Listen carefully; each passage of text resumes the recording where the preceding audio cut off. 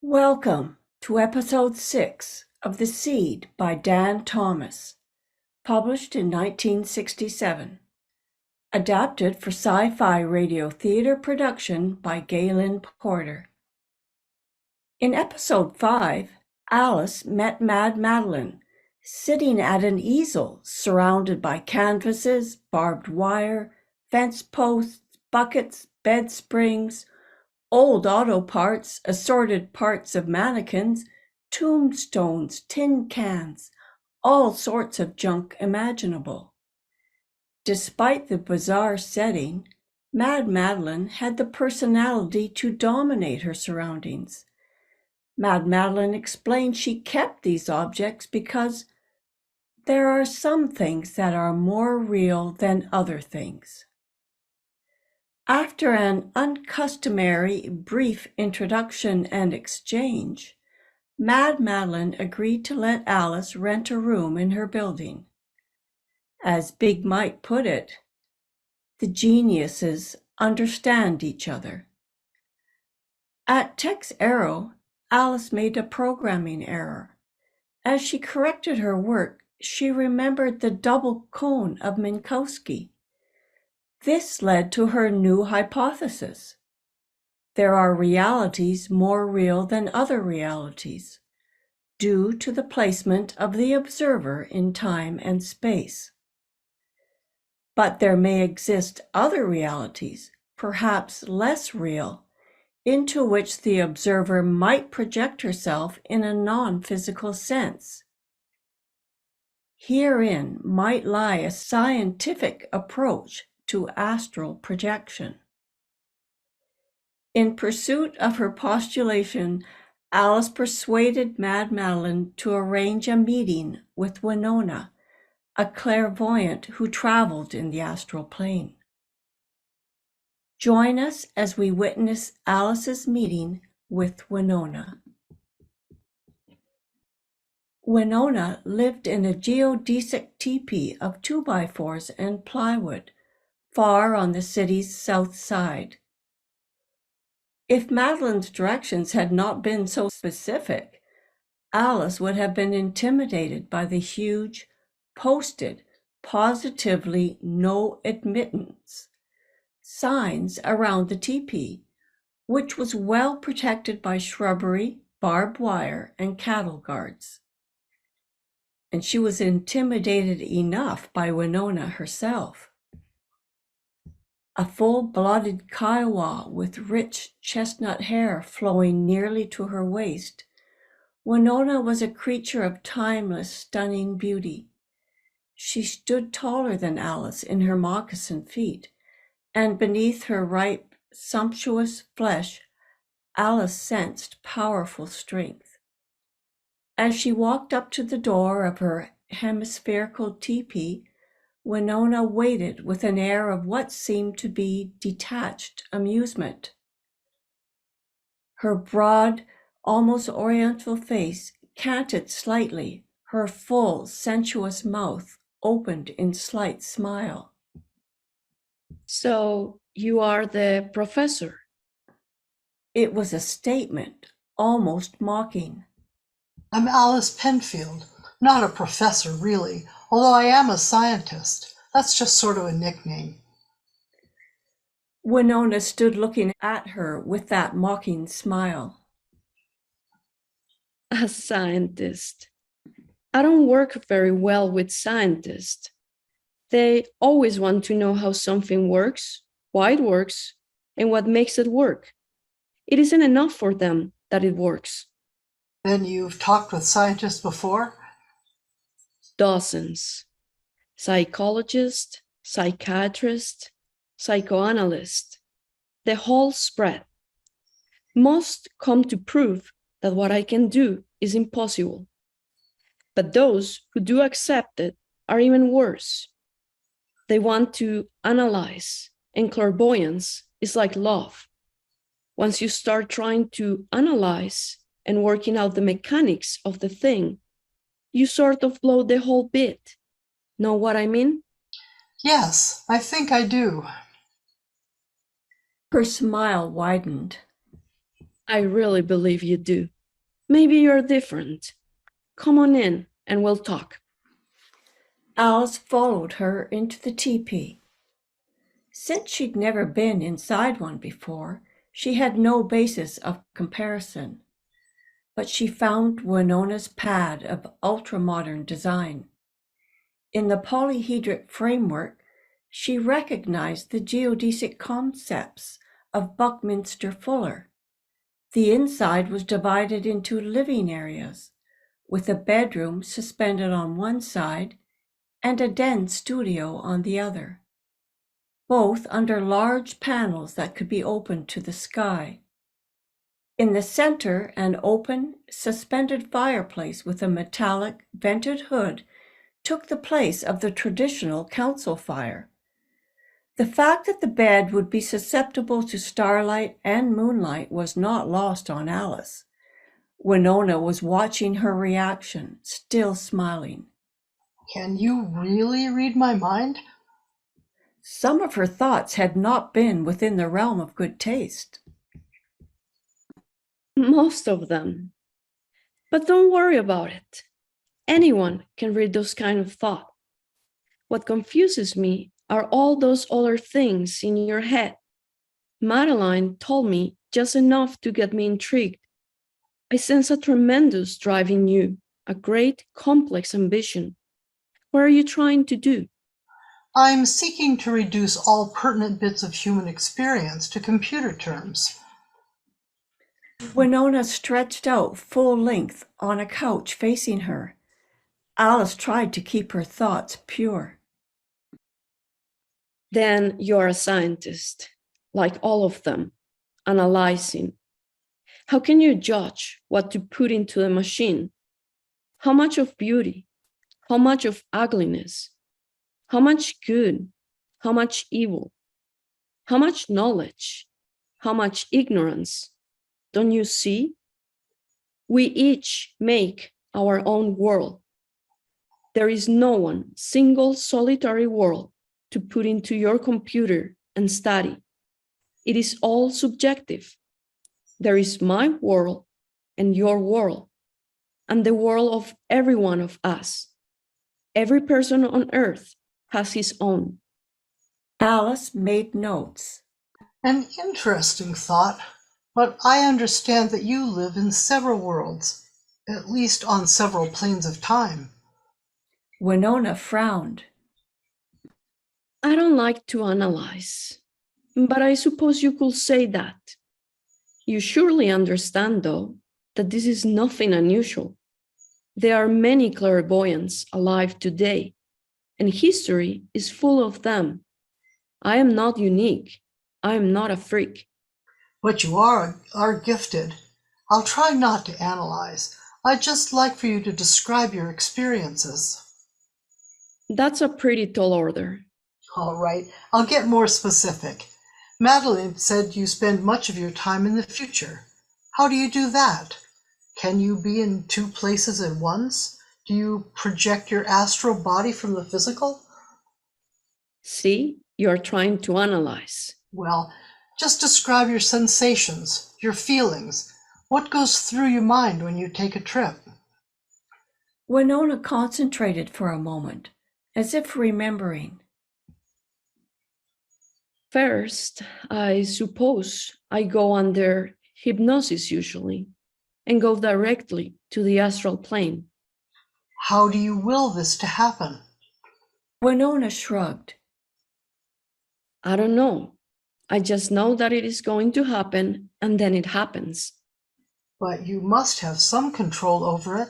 Isn't there anything you do consciously? She thought about that. Well, there is the theory of the pineal door, you know, the gland in the middle of the brain that you are supposed to push open like a trapdoor. Sometimes I do feel pressure in my head, and I do try to alleviate it by getting on with things, forcing my way out. And I'm not exactly sure what I do, but there always is one hell of a jolt as I leave this plane. Are you aware of your body remaining behind? Yes, I suppose so. Like when you've been asleep, you know your body's been there all night, even if you haven't been conscious of it. How do you direct your astral body, guiding it where you want to go? I told you, I just know where I want it to go. I don't know how it gets there. Try to remember. She stared at her for a long moment, apparently growing irritated at her persistence. Are you conscious of every move you make in driving a car? When you start out somewhere, do you know exactly how you're going to go? The things that will happen, right down to every time you shift lanes or stop for a traffic signal? No. You just get into the car knowing those step-by-step things will take care of themselves and drive by reflex. That's considerably different. Driving is a physical feat. This other must take some concentration. See, I'm in my world and you are in yours. I cannot sense every lack in your own experience and make up the difference with words to bring your sum total up to mine any more that you could know my complete life. Alice refused to back down. But surely you could describe these things in terms I would comprehend. That mocking smile again. Impossible, Professor. But let's see if we can come to understand each other.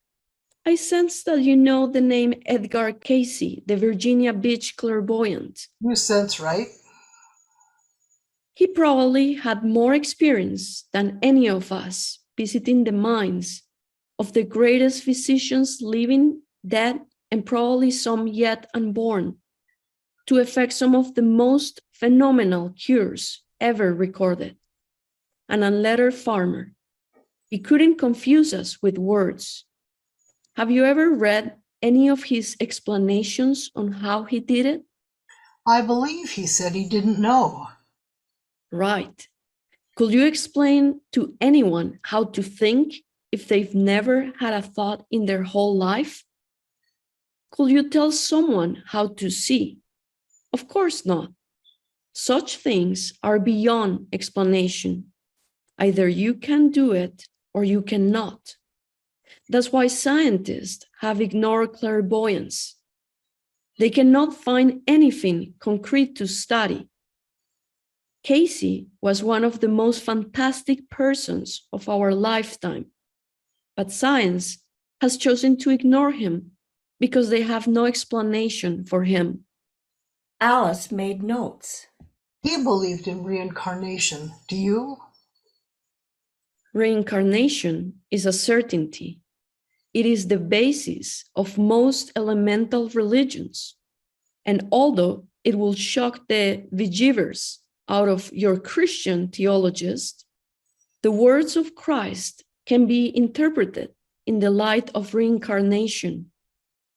Repeatedly, he spoke of being born again.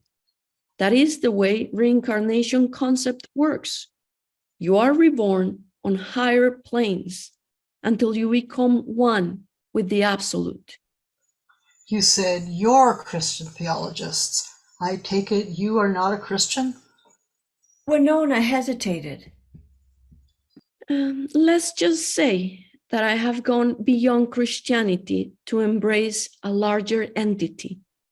Christianity is fine for those with a limited view, but there are records of at least 15 crucified saviors before Christ, and most of them left a curiously similar legacy. 15? Alice made notes. Could you name them? I think so, though it may take a moment. The slower the better. I'll take notes. Winona lay back and stared at the sky through the open panels of the ceiling. In a moment, her eyes became slightly glazed, and her breathing became deeper. First, Her voice became lower and huskier. There was Tulis of Egypt, 1700 before Christ. Then there was Krishna of India, 1200 years before Christ, and whose legacy is closely parallel. There was Crite of Chaldea, 1200 BC. Jesus of the Celtic Druids, 800 BC. Thamus of Syria, crucified about 1100 BC. Io of Nepal, 600 BC. Indra of Tibet, 700 BC. The Hindu Sakya, 600 BC. Alcestos of Euripides, 600 BC. Bali of Orissa, 700 BC. Mitra of Persia, 600 BC. And all about 500 BC were Huitova of Telengonis, Quetzalcoatl of Mexico, Quirinus of Rome, and She stirred and passed a forearm across her forehead. is that 15? Alice counted. Yes. Winona rolled over to face her again. And those are merely the crucified saviors. There are many others who have claimed divine origin, at least a dozen. I'll spare you the ordeal of naming them. Not many of you palefaces know it, but the American Indians also had their messiahs. The last big rising of the Indians, the Sioux outbreak of 1891, was brought on by misinterpretation of the teachings of the Paiute Messiah, Wovoka, whose astral body took a trip during an illness. He talked with the spirits and received a message from the deity. The earth turned dark at midday. That was the eclipse of the sun on January 1st, 1889. You can look it up. All tribes had a legend, a prophecy of the coming of a Messiah. Wovoka also preached rebirth, and his teachings were used for war, just as Christianity has been used for war. Repetition. Yes, repetition, a pattern, prophecy and fulfillment in the coming of a Messiah. And the teachings of all are strikingly similar, especially when you consider an elemental religion representative of, but not inclusive of, the whole. Are you implying that Christ was born repeatedly to be crucified, carrying his message to various countries of the world? An interesting supposition, isn't it? But really beside my point, which is that since all the religions taught but the messiahs are closely parallel, they must contain a divinely inspired basic truth. Perhaps we, in some atavistic fashion, recognize that truth. Alice made notes. You seem to have a considerable education. She hoped Winona would pick up the cue. She didn't. Or do you visit the minds of philosophers and thinkers, as Casey did medical men? No, I have a fair education, and I read most of the night. What is your background? Alice, sensing as she spoke that she had gone too far, quickly explained. I feel that I might offer some clue to your extrasensory talents.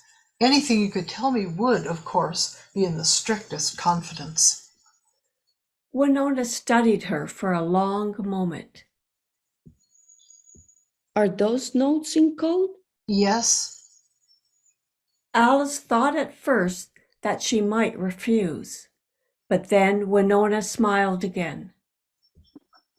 I'll tell you because I sense I can trust you. And I had them better be right. But I'm interested in your project and I would like to share in it. Alice nodded in agreement. I'm a full-blooded Kiowa, direct descendant of one of the greatest of the plains medicine healers. But I didn't become a professional Indian until several years ago. I have a bachelor's from Smith, master's from Columbia, and if you want to know the truth, got quite a wide swath through high society a few years back. What was your major? Biological science. Winona had anticipated her reaction and laughed with her. Yes, I too learned to analyze as a scientist, but I found you can accomplish more by doing than just by pondering about it. You must have a fairly cultured background then. Still probing, her persistence paid off. Once she started, Winona seemed to drop all her natural reticence. Oh God, no. I grew up on an Oklahoma dirt farm. Only time I ever went to town as a kid was when we called a taxi from Chickasha to go in and get the monthly government check. We'll blow it in one afternoon, go home, and wait another month. No, I married money. An Osage boy I met 1 year at the Andarko Indian powwow. The Osages got the oil, and he was loaded. We did nothing but go to school for 6 years, and it was pretty wonderful. But he wanted papooses in the worst ways, and I couldn't produce. Built like a brood mare, but there's something wrong with the plumbing, and frankly, we had some basic conflicts.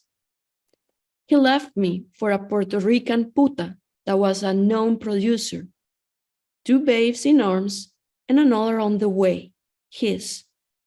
That damn near killed me. I wound up in psychoanalysis, and the extrasensory stuff began to blossom under hypnosis. Now I know I've always possessed it, but just never used it. Fortunately, I have a psychiatrist who knew something about it. Eventually, I more or less came to terms with myself. I've been living in this wigwam. I designed and built it myself, incidentally, almost a year now.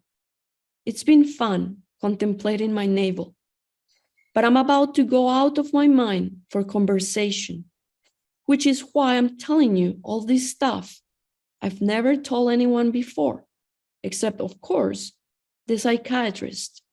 Do you think I'm nuts? If so, in a very nice way. Did the psychiatrist take you back to your prior existences under hypnosis? He first flipped the channels for me, but I've been able a few times to do it under self-hypnosis. I learned to flip forward by my own self. What was your identity in your prior existences? Winona hesitated. I sense that I better not tell you yet. If I told you all of it at once, it will take you beyond the bounds of your credibility. And I don't want to do that. I like you. I don't want you to put me down as a complete nut. I'd believe you. Try me. No, you see, most people have flexible minds, but only within a certain range. For instance, if I walk out of here and told people I'm a Martian, they wouldn't believe me, for I appear human, and it is too far out of their ordinary experience. to accept me as a Martian. But if they should become convinced gradually through a series of experiences that the Earth is being visited by Martians, then they will be ready to accept such a statement. I have a wide area of credibility. I believe in clairvoyance. Perhaps I'm ready to accept your experiences in reincarnation. Winona thought about it for a moment. All right, we'll find out. Under hypnosis, I have gone as far back as 1350. Do you believe that? I believe your belief. That's what's important. Alice continued making notes. No, that's not what is important. It is important that you believe me. I am sure my studies have a great deal to do with humanity's total experience. Therefore, it is important that I convince you. Do you remember the case of Bridie Murphy? It was proved a hoax, wasn't it? Winona flared out in anger. No, it was not. Some magazine or newspaper tried to prove that it was all a hoax. But in the end, the debunkers were debunked. I'll admit, no positive proof was found that Bridie did exist. But independent researchers did find considerable evidence supporting the Bridie Murphy tapes. I think if Ruth Simmons, Bridie's present existence, had gone on with the experiments, they might have proved something. Are you continuing yours? No, it scares me. I no longer know what to believe about many things. Maybe you should try to recapture some of your scientific objectivity. It is not our purpose to believe or disbelieve. Our only concern should be to study. Scientific detachment is one thing, but when you start developing total recall of events that happened to you more than 600 years ago, that's something else. Also, word began to get around among my psychiatrist friends' colleagues, and he got nervous about that. I can use self-hypnosis somewhat, but I cannot sustain it long enough to go back very far. Besides, I'm afraid to do it by myself. There ought to be someone in the present to act as a sort of an anchor. Why not find another psychiatrist, one interested in these things? I trusted Dr. Brandon. When you have strong extrasensory feelings about people, there are so few you can really trust. I knew when I made trips back, he wouldn't tinker with the present. But I began to sense his nervousness in the project even before he realized it, I think. And I didn't want to make trips back without his full support. The ending of the sessions was sort of a mutual decision. Hypnosis isn't too difficult. Would you trust me? Winona studied Alice for a long moment before she answered. I cannot read you. I really cannot. There is a complexity in you, an inner conflict that I cannot scan. I don't get any bad signals. They are just all jumbled up. We might try some sessions right here. I believe that your experiences are, as you say, important to my work. I've never done hypnosis, but I am well read in psychology and psychiatry, and I remember that Maury Bernstein, who did the tapes with Bridie, was a layman. Winona hesitated. I don't know. I've known you such a short time, and there is so much more to it than that. She looked away from her for a moment, thinking. I'll tell you what I could do. I could call Dr. Brandon, explain your project to him, and ask him to make the tapes of my trips available to you. That'll do for a start. Give you sort of a introduction to things. I'd like that, but I hope you will reconsider going ahead with your experiences, whether with me or with someone you feel you can trust. I really need some first-hand evidence to work with. Winona smiled at her again. The mocking quality of her smile grew more pronounced. Perhaps when I get to know you better. I understand you are to be initiated into the coven next week. I predict that we will see a great deal of each other. Alice's period of grace with Eddie was ending rapidly, and she knew she had to do something about it. She was reminded of this in midweek by a telegram. All right, sweetie, comma, if you don't show up this weekend, comma, I'll file Monday. Stop. Alice begged Rose to talk to Eddie or have Jack, her husband, talk to him. But Rose refused, saying there was nothing they could do, that Eddie's mind was made up. Rose didn't say so, but Alice sensed that Rose still felt she should go home. Her own feelings were confused. She recognized her obligation to Eddie and the boys, yet she felt that they also had an obligation to her, an obligation to understand the necessity of her independence for the duration of her project.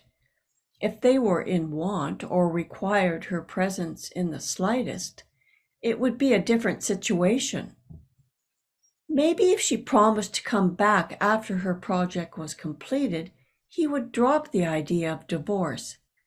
She made plans, vaguely, to go see him, without any idea of what she would say. Also, she had a new worry. The brown men disappeared. One morning she woke up and they were gone. She kept looking behind herself, but they were no longer there. She felt strangely alone. She had grown accustomed to their company. On the way to work, she mentioned their absence to Rose. I doubt that they've given up. They've probably become more subtle. I couldn't imagine their being so clumsy in the first place. That gave Alice something else to think about. The brown men had been too obvious.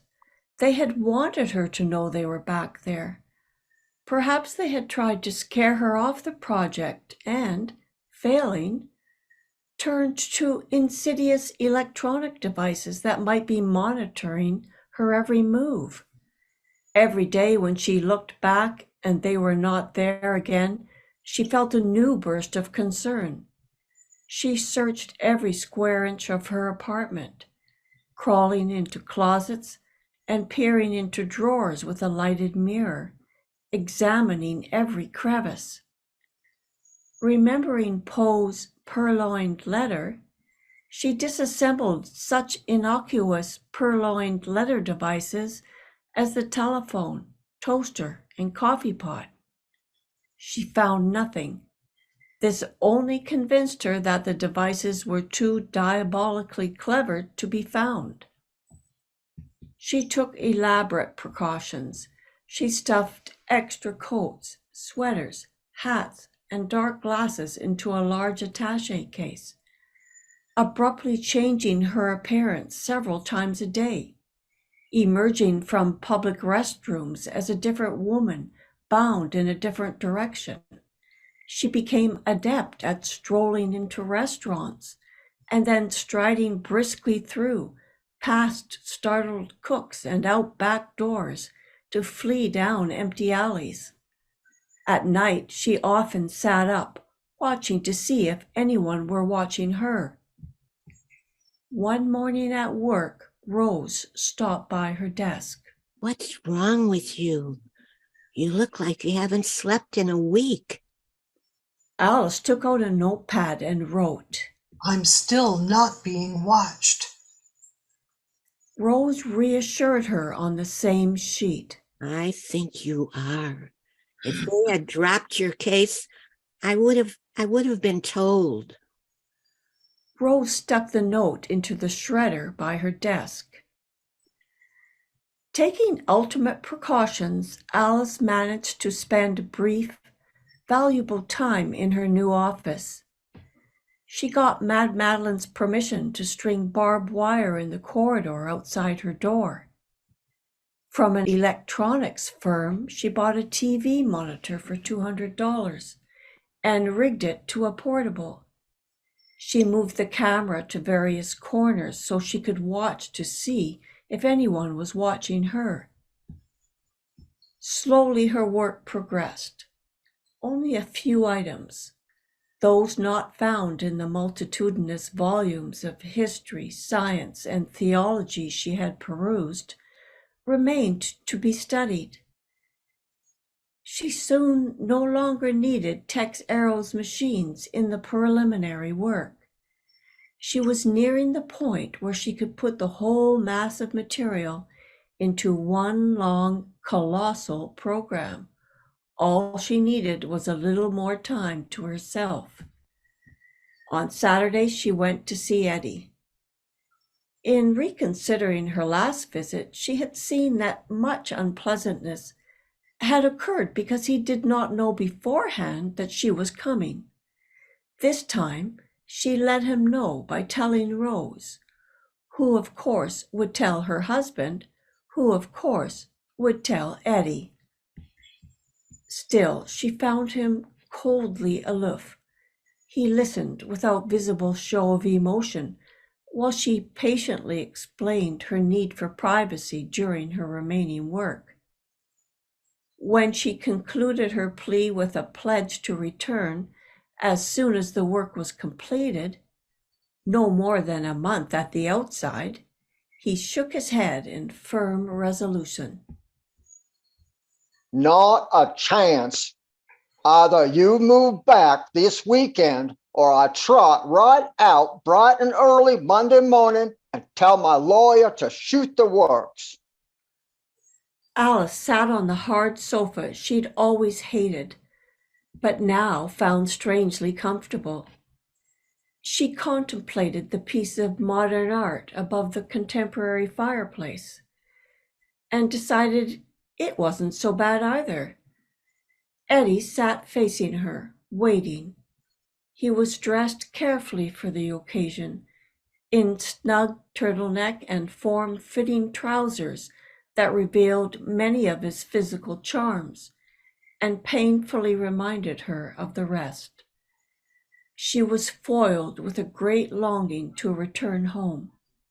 I've got to finish this project. I've invested too much time in it to quit now, and it's too important.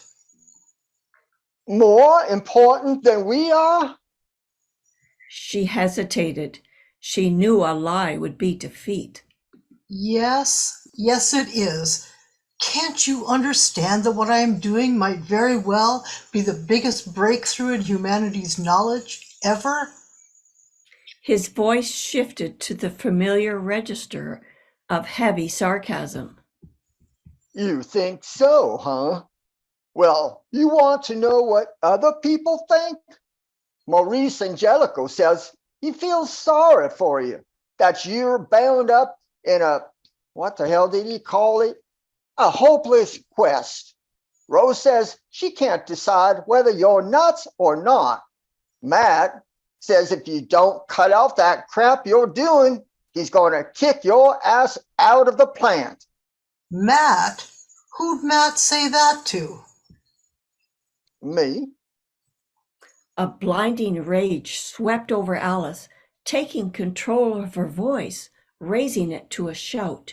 What goddamn business is it of yours to call Matt about me? Eddie remained infuriatingly calm. I didn't call Matt. He called me.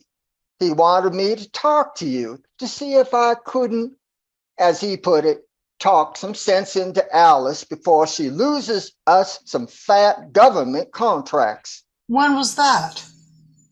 Alice was remembering the mysterious disappearance of the brown men. More than a week ago.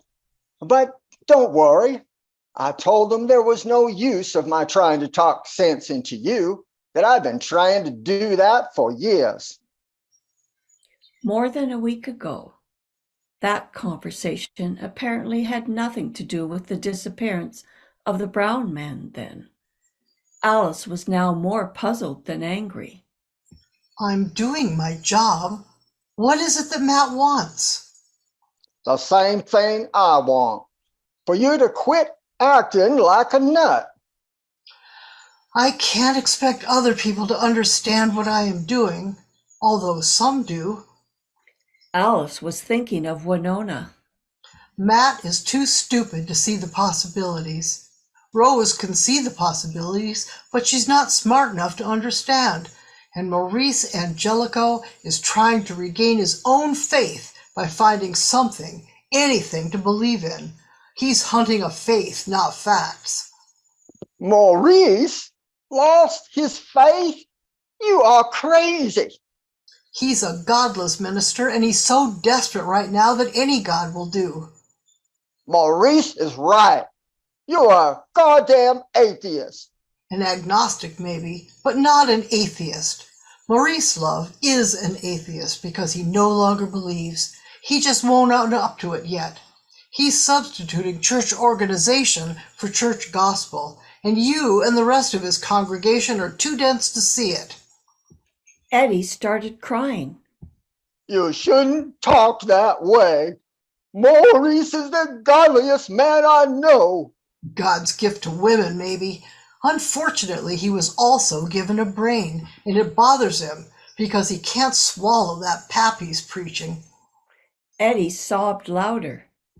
I didn't think I'd ever be married to a goddamn atheist. I'm not an atheist. I am a seeker of truth, probably the first of consequence since Jesus. Eddie howled in tears and anger. Don't get blasphemous in this house, or I'll kick the shit out of you. Save that for that hippie tramps you run around with. They may think it's smart, but by God, I don't. Alice took his anger as a hopeful sign. If you've been following my career with such interest, you must know I've sent Betsy away, and I am once again living in celibate austerity. Well, you must have moved out with her, because you sure don't spend any time in your apartment. So, you have been keeping tabs on me. I don't have to. I get reports. Everybody up and down the whole street knows what's happening where you live, and some of those bitches make damn sure I hear everything. Alice sighed at the hopelessness of it all. The whole town must be spying on her. Look, I'll come by and visit you and the boys for a little while every day or two. You can tell those bitches that there is nothing wrong with our marriage, that I'm working on a big, important secret project. That ought to shut them up. It's too late now. Eddie was still sobbing. Everybody knows. I don't give a damn about that. I just want you home. Why? Eddie looked down at her.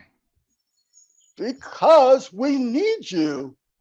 We've been through this repetitious argument. The boys don't need me, and if you do, it's only because you need someone to talk at every once in a while, and even rarer, a little physical release. Eddie raised his head high. I don't need you for that. He paused dramatically. I have taken a lover. Alice's first impulse was to laugh at his stilted phraseology, but the impulse was followed quickly by disbelief, intermingled with wonder that she really didn't care whether the statement was true. Who's the lucky lady? Alice's obvious lack of concern had a devastating effect. Eddie fled howling from the room. Alice sat there for a while, listening as his hysterical wailing continued in the bedroom. After 4 or 5 minutes, about the length of time that usually seemed to be the proper interval, she got up, walked into the kitchen, opened 2 cans of beer, and carried them into the bedroom. His wailing, which had abated somewhat, now resumed with more volume. How about a beer? He moved away from her as she sat down next to him. I don't want any goddamn beer. Proving his masculine inconsistency, he reached for the can. He drank between sobs. I've strayed from our nuptial couch. Alice retained the archaic phraseology. There is no reason I shouldn't expect you to do the same. Eddie sobbed some more, pausing only to finish the beer. As he threw the can into the corner wastebasket, he tried to regain his composure. Well, I lied just to see what you'd say. I haven't been to bed with anyone.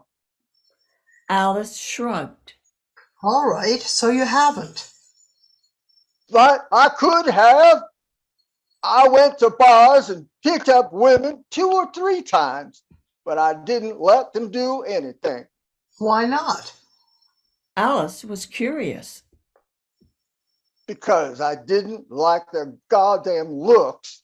And that's the only reason, too. It doesn't matter. I know it doesn't.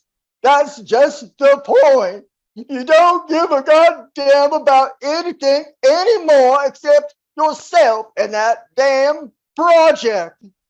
I do. I really do. I'll come back just as soon as the project is finished.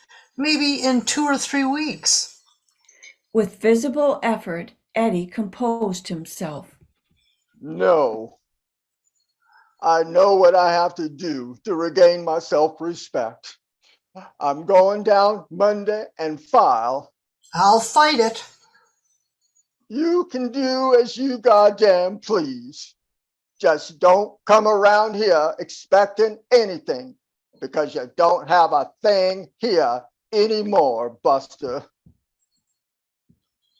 End of episode 6.